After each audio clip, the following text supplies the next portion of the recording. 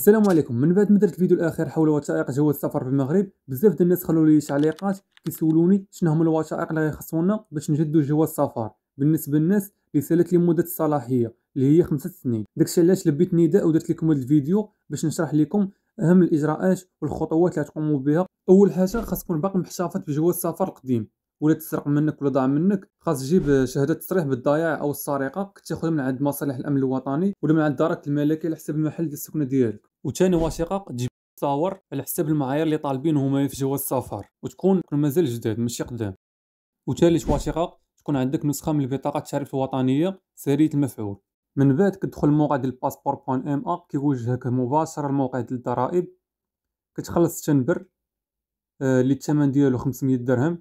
كتختار طريقه يا اما عن طريق البطاقه البنكيه ولا كتخلص عن طريق احد الوكالات مثل كاش بليس وفا كاش الى غير ذلك. هنا كدير رقم الهاتف ديالك وكدير جيميل ديالك صافي، وكتاكد الطلب ديالك وكتوصل بالكود تشامبر كتوصل به في رقم الهاتف ديالك. وندوز دابا الخطوه الثانيه هي من الاستماره في الموقع ديال passport.ma. كتدخل هنا كدير الكود تشامبر وكتدخل المعلومات الشخصيه ديالك كاملين صافي. من بعد كتاكد الطلب ديالك.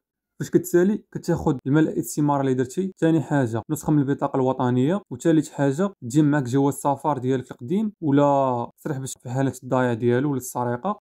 كتاخذ مع صور اللي غتاخذهم على حسب المعايير اللي طالبين في الباسبور صافي. كتاخذهم كديهم للمقاطعه، كتدفع الدوسي ديالك. من بعد ما كتدفع الوثائق في المقاطعه ولا الملحقه الاداريه اللي تابع ليها كيعطوك واحد الوصل في رقم تتبع كتتبع به الحاله ديال الطلب ديالك من الموقع الالكتروني الخاص بباسبور.ma. كتشوف الطلب ديالك واش واجد ولا مازال.